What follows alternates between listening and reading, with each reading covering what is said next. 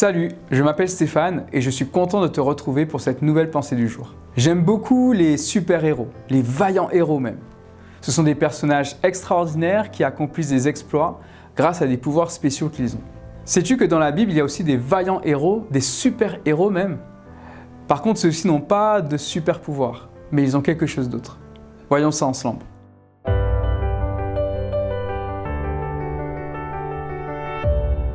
La pensée du jour se trouve dans Juges chapitre 6 au verset 12. L'ange de l'Éternel lui apparut et lui dit « Gédéon, l'Éternel est avec toi, vaillant héros. » Gédéon, c'est un jeune homme, on pourrait dire que c'est un jeune adulte, il a peut-être entre 18 et 20 ans. Et il n'est pas très fort, il n'a pas accompli d'exploits, on va dire qu'il est plutôt même un peu peureux. Et il a une apparition extraordinaire. Le Seigneur, l'ange de l'Éternel, se manifeste devant lui. Il l'encourage à aller dans la mission, il l'appelle à s'investir, et dans cet appel, il lui dit qu'il est un vaillant héros. Et plus tard, dans le chapitre, il lui dira d'aller avec la force qu'il a.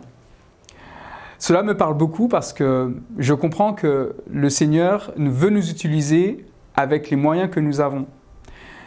Et même si nous ne nous voyons pas comme des super-héros, comme des vaillants héros, eh bien le Seigneur, lui, nous voit comme des vaillants héros. Ça veut dire que le Seigneur te voit, toi, comme un vaillant héros. Quelqu'un qui va réussir, qui va faire des exploits, si seulement tu crois en Jésus et que tu lui fais confiance.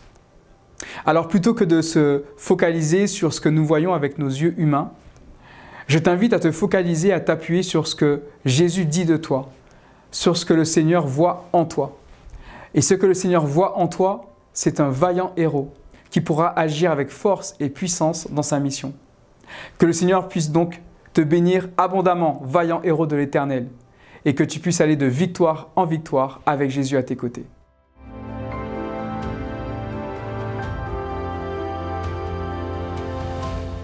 C'était un plaisir de partager avec toi la pensée du jour. J'espère que tu as été richement béni et touché par ces messages. Et si c'est le cas, n'hésite pas à partager avec quelqu'un qui t'est proche. N'oublie pas, demain, rendez-vous pour la nouvelle pensée du jour.